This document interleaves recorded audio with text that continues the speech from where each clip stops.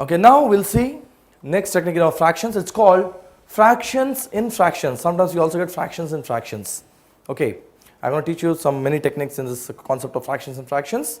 Okay, let's see the first rule. It says if the denominators are same, simply write the numerator in the same order. Okay, so in the bracket in the same order, what it says. Okay, see, you see here the denominators are same. See, 5 and 5.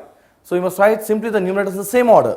So you can just write 2 by 3 directly. You don't need to again reverse it and multiply 5 by 3. Not required. When you see there are same denominators, write the numerator in the same order. Similarly here, A by C by B by C. You see there are same terms in the denominators. So you can just cancel them and just write A by B directly. Similarly here, sin theta by tan theta by cos theta by tan theta. You can just simply cancel tan theta and then just write sin theta by cos theta. So this is the rule. It says that if denominators are same, simply write the numerators in the same order. Okay, now under the same heading, if the denominators are same, simply write the numerators in the same order. We'll see one more concept. Okay, now tan 30 degrees is equal to how much? So there's no trigonometry there. Tan is given by sin by cos. Okay, so it will be sin 30 degrees by cos 30 degrees. So how much is the value of sin 30? It's equal to 1 by 2 by cos 30 is equal to root 3 by 2. So you see that the denominators are same. So simply write the numerator in the same order. So that becomes 1 by root 3. So that's it. Under the same heading, let's see one more. It says 1 by 3 pi r square h by 4 by 3 pi r cube. Okay. Now here we have the same denominators, so you can cut them. So pi gets cancelled. R square and r cube, so you get r1. So that's it. So this also gets cancelled. Okay. So you get h by 4r. That's it. Okay. Now under the same heading of fractions and fractions, we'll see one more technique. It says multiply everything by LCM of all denominators. So let's posit an example like this. 2 plus 1 by 3 by 2 minus 1 by 3.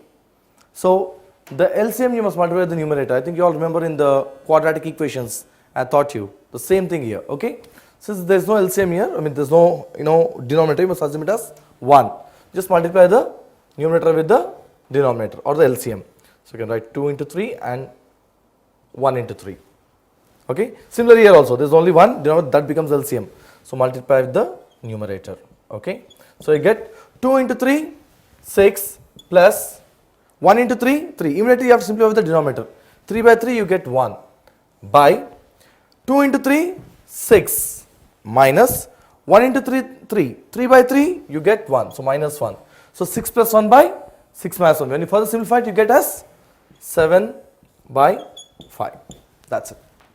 Okay, now this 7 by 5 can further be written as a mixed fraction like this. Written as 1, 2 by 5. So you all know how to convert improper fractions to mixed fractions? Okay, very easy. Now 7 by 5, right? So you do like this. So you put 5 here and 7 here. So 5 ones are 5, remainder 2. So you got to write 1 here, okay? 1.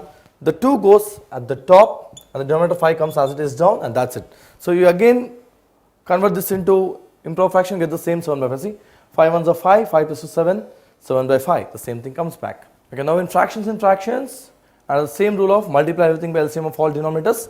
Let's take one more example. 2 by 3 plus 4 by 5 by 1 by 3 plus 2 by 5. So what it says? Multiply everything by LCM of all denominators. The LCM will be 3 and 5. So 3 and 5 LCM will be 15.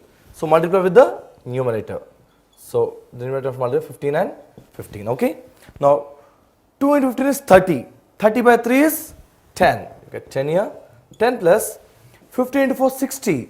60 by 5 is 12. By the same thing here. Okay. So again LCM is 15. So multiply this with the numerator into 15 and into 15. 1 into 15, 15. 15 by 3, you get 5.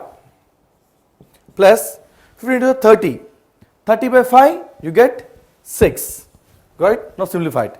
10 plus 12 is 22 by 11. Finally, you get 2. So that's it. Okay, now the same rule, let's see how we can apply in trigonometry. Okay. So cot theta minus tan theta by cot theta plus tan theta. Now you all know that those know trigonometry, cot theta is cos by sine, okay. So you get, so I am not using theta, okay, cos by sine minus, okay, tan theta is sine by cos. So sine by cos by, again the same thing, okay. So the same thing will repeat here, okay. So you get cos by sine plus sine by cos, okay. Now the LCM is sine and cos here, okay. So multiply the numerator. So into sine cos into sine cos, okay. Here sine gets cancelled, so you get cos theta into cos theta is cos square theta, okay, or cos square, okay, anything, okay. And then here like cos gets cancelled, you get, so symbol is minus, right, so minus sine square theta. Similarly here same thing, okay. So sine cos are the LCM, so multiply with the numerator. So sine cos into sine cos, okay. Now so sine gets cancelled, again you get here cos square theta, symbol is plus, right, okay, plus again here cos gets cancelled, you get sine into sine, you get sine square theta. So the same technique can be applied even for trigonometry like this. Okay, now let's see one more application in trigonometry of the same rule. So here the LCM multiply with the numerator, okay. So here the LCM is only cos, so multiply with the numerator. So into cos theta into cos theta, okay. So 1 into cos theta is, you get cos theta, okay. Sine into cos theta, you get sine into cos. Sine cos gets cancelled, so you get plus sine theta. So at the top you got cos theta plus sine theta, the same thing at the bottom. So the LCM is again cos theta, so multiply the numerator. So multiply with cos theta into cos theta, okay. So 1 into cos theta is cos theta plus sine into cos is sine cos. Cos gets cancelled, so you get, so here the symbol is minus, right, so it becomes minus sine theta. That's it. So you get cos theta plus sine theta by cos theta